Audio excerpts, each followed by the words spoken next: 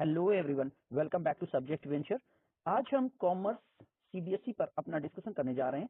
ICSE के commerce section को लेकर के बहुत बड़ा कंफ्यूजन रहता है। अक्सर कुछ ऐसे कंक्लूजन आते हैं जिनमें आप ये सोचने लगते हैं कि आखिर इसका सही उत्तर क्या होगा। वहां पे कई पॉसिबल आंसर्स आ जाते हैं। तो ऐसे में असर्शन बेसिक क्वेश्चन होता है, असर्शन, जिसमें आप इस चीज को पूरी तरीके से समझ लीजिए कि यहाँ पर निष्कर्ष आपको निकालना होता है कि स्टेटमेंट कैसा है और उसके 4 ऑप्शन होते हैं। तो इस क्वेश्चन को आज हम यहाँ पर सेक्शन ए, हम स्पेसिमेन के सेक्शन ए को यहाँ पर आपको सॉल्व करेंगे। सेक्शन बी का जो सॉल्यूशन है वो लेटर ऑन अपलोड किया जाएगा। सेक्शन ए और बी इकोनॉमिक्स का ऑलरेडी अपलोड है, वो ये वीडियो है, आप इन्हें पहले से देख सकते हैं। तो चलिए बहुत समय न लेते हुए वीडियो को शुरू करते हैं। जो भी नया लोग हो चैनल को सब्सक्राइब करके रखें, क्योंकि हम आपके लिए यहाँ पर क्वालिटी कंटेंट लाते रहेंगे। यहाँ पर आप देख रहे हैं मैक्सिमम मार्क्स आपके 80 हैं, 3 आवर्स का आपका पेपर है और यहाँ पे सेक्शन ए में आपको सारे क्वेश्चन करने हैं। तो इसलिए आपकी मार्किंग के लिए सेक्शन ए इंपॉर्टेंट हो जाता है। सेक्शन बी और सी में आपके पास ऑप्शन होते हैं। यहाँ पर सेक्शन ए में ऑब्जेक्टिव और वेरी शॉर्ट क्वेश्चन होते हैं, इसलिए यहाँ पे आपको बहुत ही कंक्रीट मार्किंग मिलती है। इसलिए इसको बहुत ढंग से सॉल्व करने की आवश्यकता है। तो देखते हैं यहाँ पर अब हम इसके बारे में कि आखिर पहला क्वेश्चन हमारा क्या बनता है या पहले क्वेश्चन की ऑप्शंस क्या हैं। तो पहले क्वेश्चन को अगर हम देखने की कोशिश करते हैं तो पहले क्वेश्चन को लेकर के अगर आप देखें तो यहाँ पर है एबीसी कंपनी, एक कंपनी है जिसे यहाँ पर दिखाया गया है और उसी की बात है कि एबीसी एक कंपनी है hiring a new marketing manager after reviewing application and resume the HR department short out, ये शॉर्ट लिस्ट कर लेते हैं 5 कैंडिडेट को who possess the required qualification, यानी इनको एक व्यक्ति चाहिए और इनके पास 5 ऐसी एप्लीकेशन ये शॉर्ट आउट करते हैं जो रिक्वायर्ड एक्सपीरियंस और क्वालिफिकेशन रखते हैं। What will be the next step in this procedure. तो ये आपको समझ में आ जाना चाहिए कि क्या होना चाहिए। Conducting the skill test of the short listed student, क्या ये किया जाएगा। Checking the preference provided by short listed candidate, conducting a background check on the shortlisted candidate या conducting a panel interview with the short listed students. तो अब बताइए कौन से ऑप्शंस को हम टिक करेंगे। ये आपको स्टाफिंग में ये चीज मिलेगी कि अगर हम स्टाफिंग किसी स्टाफ की करते हैं तो वहां पर हम क्या चीजें फॉलो करेंगे। तो यहाँ पर आंसर के तौर पर आप देखेंगे कि हमें आंसर ए चाहिए होगा, यानी हमें स्किल टेस्ट रखना होगा। हमें यह देखना होगा कि आखिर में जो हमारे कैंडिडेट हैं उनमें जो क्वालिटी है, जो क्वालिफिकेशन है, जो एक्सपीरियंस है, वो स्किल टेस्ट के दौरान सही रहता है कि नहीं। तो इस तरीके से ऑप्शन ए को हम टिक करेंगे। फिर दूसरे क्वेश्चन को देख लेते हैं। दूसरे क्वेश्चन में यहां पर दिया गया है which one of the following is an example of fair weather friend. यहां पर which one of the following, यहां पर आप समझिए ये फेयर वेदर फ्रेंड क्या होता है, यानी आपका ऐसा partner who shares only profit. अगर कोई ऐसा आपका पार्टनर है जो केवल प्रॉफिट शेयर करता है और लॉस के टाइम पे आपको छोड़ देता है, तो वो आपका फेयर वेदर फ्रेंड होता है। तो इनमें से कौन फेयर वेदर फ्रेंड रहेगा। तो फर्स्ट ऑफ ऑल फैक्टरिंग, यानी hiring services from market, then bank credit, trade credit या पब्लिक डिपॉजिट। इनमें से कौन सी चीज है जो आपके लिए फेयर वेदर फ्रेंड होती है। तो आप ये समझ लीजिए कि आप इनमें से किसको देखेंगे। आंसर को देख लेते हैं। Answer D, public deposit. Public deposit को फेयर वेदर फ्रेंड कहा गया है। क्यों कहा गया है, क्योंकि जब आप शेयर मार्केट में होते हैं और आपकी कंपनी की एक बैड न्यूज अगर आपकी आ जाती है तो आपके शेयर का रेट इस तरीके से फॉल होता है। तो इसलिए पब्लिक डिपॉजिट जो आपको मिल रहा है वो आपका फेयर वेदर फ्रेंड कहलाता है। अगले क्वेश्चन को देख लेते हैं। Company act and SEBI guideline must be observed while raising fund from the public. Identify the factor of capital structure being referred in this case. अब कहा क्या जा रहा है कि कंपनी एक्ट जो चलता है उसको और सेबी आपका security exchange board of India होता है। तो हम किस चीज को फॉलो करने की कोशिश करेंगे। तो यहाँ पे कॉस्ट ऑफ फाइनेंसिंग, क्या हम देखेंगे कि हमें कितना इंटरेस्ट पे करना पड़ेगा, यानी हम कॉस्ट को देखेंगे। या सेकेंड है cash flow position, business position को देखेंगे कि कितना बिजनेस हमारा चलता है, बिजनेस फ्लो को देखेंगे। या स्टेट्यूटरी रिक्वायरमेंट, यानी जो लीगल फॉर्मेलिटीज हैं, लीगल फॉर्मेलिटीज उनको फॉलो करेंगे। या हम कैपिटल मार्केट कंडीशन को देख रहे हैं। तो क्या आपके अकॉर्डिंग सही होना चाहिए। यहां पर देखिए ये लीगल मार्केट है और लीगल मार्केट के अकॉर्डिंग कंस्ट्रक्शन को देखा जा रहा है, इसलिए इसे हम स्टैट्यूटरी रिक्वायरमेंट के नाम पर टिक करेंगे। और स्टैट्यूटरी रिक्वायरमेंट होती है क्योंकि जो भी लीगल पोजीशन हमको फॉलो करनी है उन पोजीशंस के अकॉर्डिंग ही हम इसको फॉलो कर सकते हैं। अगले क्वेश्चन को देख लेते हैं। तो ऑप्शन आपका सी सही हो जाता है, ये बात याद रखेंगे। अगले क्वेश्चन को देखते हैं। अगले क्वेश्चन में यहाँ पे विच of the following statement is correct about IMPS। IMPS क्या है? तो IMPS वर्तमान में एक मनी ट्रांसफर पेमेंट मेथड है, पेमेंट मेथड है, ठीक है। तो it follows the instant money flow transfer only between bank account and the same bank. क्या IMPS सेम बैंक के बीच में होता है? It support both mobile internet based money transfer, it is exclusively available और इंटरनेशनल मनी ट्रांसफर, या transaction can be only initiated during banking hours.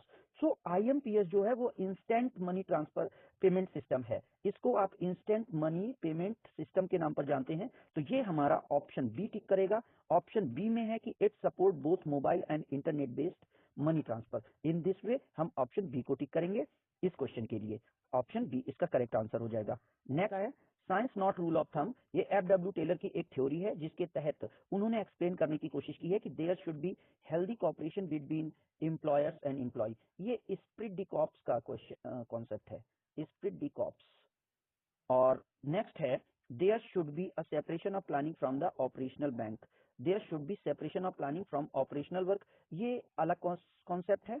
Every job should be based on scientific study and analysis, this one is very correct one, this one is very correct one. Working condition must be standardized. So here for answer this question, this statement is correct because science not rule of thumb means every decision should be taken on the basis of scientific study and method management. Then option C को हम as a question right answer टिक करेंगे। अगले question को देख लेते हैं। अगले question में Science, how has increasing concern of environment and sustainability affected the consumer behavior in the trend? वर्तमान समय में environment इसको ECS norms के नाम से अब जाना जाता है। तो ये ECS जो है social environment and sustainability norms जो हैं ये कंज्यूमर बिहेवियर को किस तरीके से इफेक्ट कर रहे हैं? इसमें it has let the rise demand of eco friendly product, consumer have become more insensitive towards environment, ये तो अपोजिट हो गया। It led the increase of the popularity of organic product may be possible, but it has reduced corporate it has reduced corporate responsibility. So responsibility भी reduce नहीं हुई है, ये भी नहीं ठीक है। तो ऑप्शन हमारा ए इसके लिए करेक्ट हो जाता है। यानी इस 6 क्वेश्चन के लिए जिस हम क्वेश्चन को टिक करेंगे, जिस ऑप्शन को टिक करेंगे वो ऑप्शन ये है कि वर्तमान समय में इको फ्रेंडली प्रोडक्ट को यूज करने के लिए जो कंज्यूमर्स हैं वो ज्यादा एग्री कर रहे हैं, क्योंकि वो ये जानते हैं कि इससे हमारे इन्वायरमेंट को कोई इफेक्ट नहीं हो रहा है। अगले क्वेश्चन को देख लेते हैं। अगले क्वेश्चन के तौर पर यहाँ पर स्टेटमेंट की बात आती है।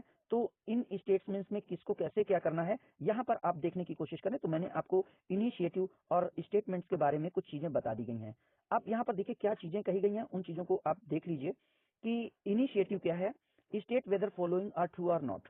तो threat analysis is an unfavourable condition in the macro environment, ये हमारा फॉल्स है, क्योंकि जो मैक्रो इन्वायरमेंट है वो आउटर इन्वायरमेंट है, ये हमारा माइक्रो इन्वायरमेंट का पार्ट है, इसलिए ये फॉल्स हो जाता है। The purpose of future market is to make profit out of the fluctuation in the price product, yes this is very correct, क्योंकि जो फ्यूचर एंड ऑप्शन की ट्रेडिंग है तो वहां पर जितना भी वर्क होता है वो फ्यूचर के प्राइस के स्पेकुलेशन पे डिपेंड करता है, प्राइस स्पेकुलेशन पे डिपेंड करता है कि आपका फ्यूचर में प्राइस कहां जाएगा और आप उसी के बेस पर काम करते हैं। A supervisor does not act as a link between management and worker, this is wrong, this is wrong. Does not work नहीं होता, ये वर्क करता है। सुपरवाइजर ही वो होता है जो मैनेजर की बात को वर्कर तक पहुंचाता है और वर्कर का फीडबैक मैनेजर तक देता है। Then branding facility price control, branding जो होती है फैसिलिटेट करती है प्राइस कंट्रोल को, ब्रांडिंग से प्राइस कंट्रोल का कोई इशू नहीं है, इसलिए इसको भी हम फॉल्स करेंगे। नेक्स्ट 8 नंबर है इनिशिएटिव। अब यहाँ पे इनिशिएटिव है is a principle, initiative is a principle where all employees are encouraged to thinking out of box and execute the task in better way. तो ये चीज क्या है, इस चीज के बारे में आपको बताना है ये कैसा है। तो ये भी स्टेटमेंट हमारा कंप्लीट हो जाता है और यहाँ पर इनिशिएटिव को हम फिल कर देंगे। नेक्स्ट है budget is a financial, budget क्या है, एक फाइनेंशियल है प्लान है which state expected result given in the time period, yes it is also correct. Next question के तौर पर है sometime multifunctional sometime multinational are forced to leave a country due to the stringent policy of the government की कुछ ऐसी problem policy होती है जिसके कारण उनको उस कंट्री को छोड़ना होता है। Which of the component of macro environment lead to the departure of multinational companies, किस चीज से मल्टीनेशनल कंपनीज को डिपार्चर करना पड़ता है एक कंट्री से, तो ये हमारे पॉलिटिकल फैक्टर, ये पॉलिटिकल इन्वायरमेंट होते हैं, इसलिए हम पॉलिटिकल फैक्टर और इन्वायरमेंट को इसके लिए रिस्पॉन्सिबल मानेंगे। ठीक है, तो इसका आंसर हो जाएगा political environment are factors are responsible for which the company management takes decision to leave any country or to work in that. Then next question है, a consumer did not check the wool mark certification mark or the woolen clothes and purchased the sweater. Mention the responsibility of consumer. Consumer की कौन सी responsibility थी? Which work should be overlooked by the consumer whether finalizing sweater, sweater को क्या करते समय, purchase करते समय consumer ने आखिर कौन सी रिस्पॉन्सिबिलिटी अपनी कंप्लीट नहीं की, उसकी कौन सी रिस्पॉन्सिबिलिटी थी, तो उसको यहाँ पर देखें तो ये है क्वालिटी कॉन्शियसनेस। आपको हमेशा क्वालिटी कॉन्शियसनेस होना पड़ेगा अगर आप चाहते हैं कि आप किसी चीज को अच्छे तरीके से बाई करें और वो चीजें आपके उसमें आए, तो आखिर क्या चीज आपकी रहेगी जिसको आपको देखना पड़ेगा। तो आपको क्वालिटी कॉन्शियसनेस होना पड़ेगा, आपको देखना पड़ेगा कि आपका प्रोडक्ट पूरी चीजें बाई कर रहा है कि नहीं। तो इसमें केवियट इम्पटर का भी सिद्धांत लागू होता है जो कि ये कहता था कि let the buyer be cautious.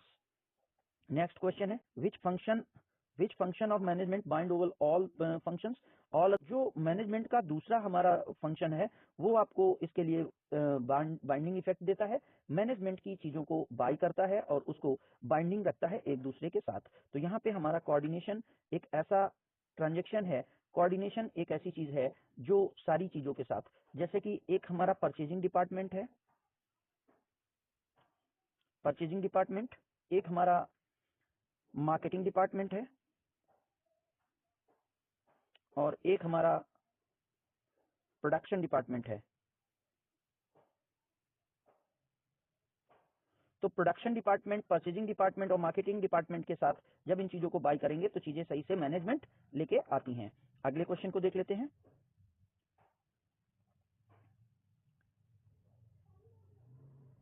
इस क्वेश्चन को देखते हैं, यहां पे क्या कहा जा रहा है, पब्लिसिटी असर्शन क्या है, यानी हमारा स्टेटमेंट क्या है, publicity is very powerful tool of communication as it can make or ruin the image of the product.